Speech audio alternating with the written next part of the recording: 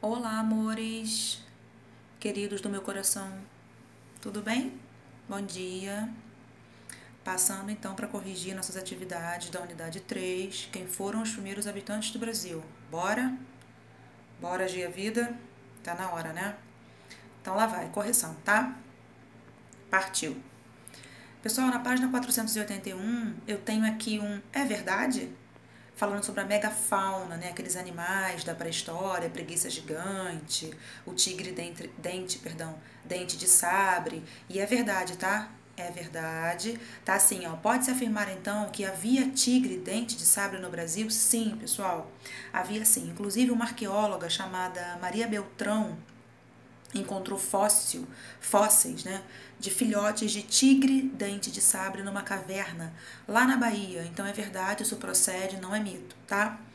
Passando então aqui, página 487, tá pedindo pra gente observar aí esse quadro, né? Essas imagens do quadro. Na letra A tá assim: no espaço A, identifique o tipo de artefato. 1A, perdão. No 1A, você acompanha o 1 e procura lá aqui, ó. Vou abrir aqui um pouquinho a tela. Perdão. 1A tá aqui, ó. É essa machadinha, tá?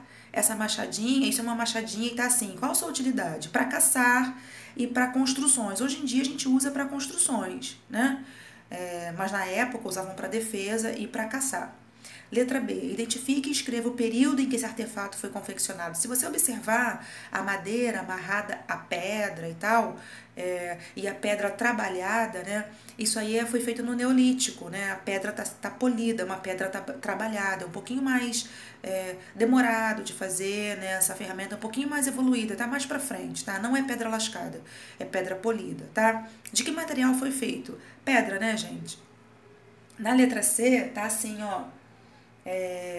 Na linha 2D, e aí você pega aqui a 2 e vai lá na D e acha um machado, tá assim, ó. O que está sendo representado? Um machado. Qual a sua finalidade? A gente usa hoje em dia? Então, o machado era usado para caça de grandes animais. Hoje a gente usa para construção, não para caçar, tá? Na letra D tá assim: nesse quadro a representação, uma representação rupestre, informe a coordenada em que ela se encontra. Molezinha pra gente, a gente já sabe o que é uma pintura rupestre, tá aqui embaixo no 4, na letra B tem o desenho aqui, parece um animal, parece imagem de caça, né? Como se eles estivessem tentando retratar a caça, tá? 4B então, a letra D é a coordenada 4B. Letra E, localiza a coordenada que apresenta uma funerária, tá na 1B. Lá em cima, no número 1, você segue e você vai achar um jarro de cerâmica que era usado para armazenar alimentos, armazenar água e tudo, e também como funerária, tá? Aqui na letra F. Letra F tá assim: objeto usado como colar encontra-se em qual coordenada? O colar tá aqui no finalzinho da 4, na direção da letra D. É um colar, tá? 4D. O quadro representa um alimento muito comum nas sociedades indígenas. Qual é? Pessoal, é o milho. Tá aqui na 3A. Isso aqui é o milho. O milho era muito cultivado na América Central. Os indígenas astecas, os maias também cultivavam muito milho. Quando os europeus vieram para cá, eles tiveram contato, né, com esse cultivo do milho, levaram para a Europa, né? Os espanhóis vieram para a América Central, na verdade, e levaram essa prática para a Europa. A gente tem que agradecer, a gente conhecer a pipoca, na verdade, né? Muito porque os portugueses conheceram lá na Europa, porque os espanhóis levaram para lá, os portugueses conheceram, e quando os portugueses colonizaram o Brasil, trouxeram essa prática para cá, tá? Então foi assim que o milho se popularizou aí, tá? Na Europa e depois na América. Na letra H, então o milho está na 3A, tá? É o milho. Na letra H tá assim: na coordenada 3B, qual objeto é representado? Pote de cerâmica, tá? Tá aqui, ó, 3B. Tem duas mãozinhas assim segurando. É o pote de cerâmica aqui, ó. Não consigo abrir mais, perdão. Tá? Vamos lá. Fechando aqui, página 487, partiu para 488. Na 488, eu tenho aqui, ó, qual a utilidade desse objeto? De que material ele é feito? É um vaso usado como recipiente, né? Era feito de argila, usado para armazenar água e alimentos. Sambaquis, o que são sambaquis? Na letra 3, olha aí, gente. Na número 3, desculpa.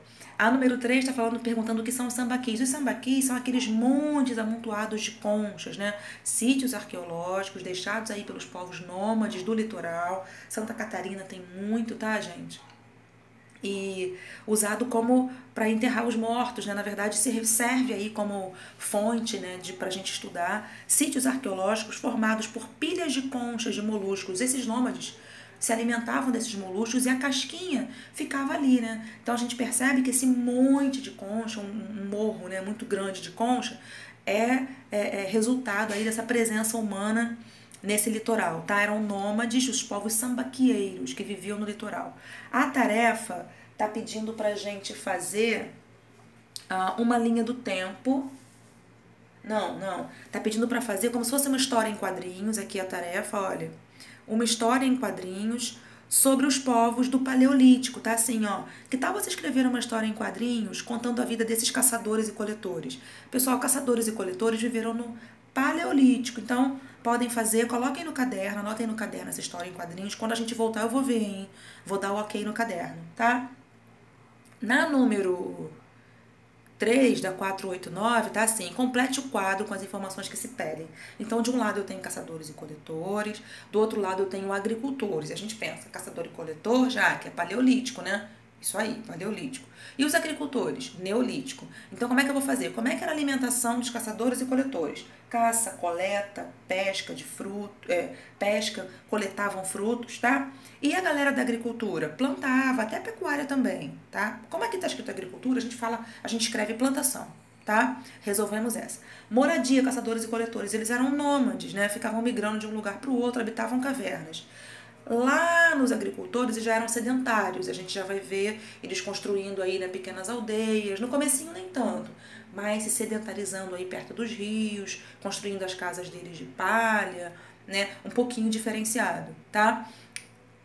Aqui na terceira tá assim, instrumentos de trabalho. Como é que eram os caçadores e coletores? Usavam paus e pedras para fazer instrumentos de trabalho. E os agricultores? A pedra já é uma pedra polida, uma pedra trabalhada, tá?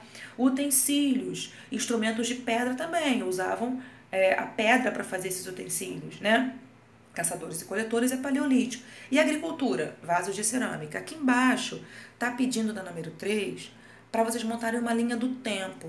Essa linha do tempo, pessoal, vocês vão fazer essa linha do tempo e essa linha pequenininha aqui é como se fosse o marco do nascimento de Jesus, já que o nosso calendário é cristão, a gente coloca antes do nascimento de Jesus é antes de Cristo e depois a gente coloca lá em cima DC, depois de Cristo, tá? Então, antes aqui, a primeira linha antes à sua esquerda, vai entrar aqui a galera da cerâmica, a galera do Neolítico, eram ceramistas, né? A galera da agricultura. Antes, indo mais para trás, caçadores e coletores. Eu estou no Paleolítico, eu estou muito tempo atrás, tá?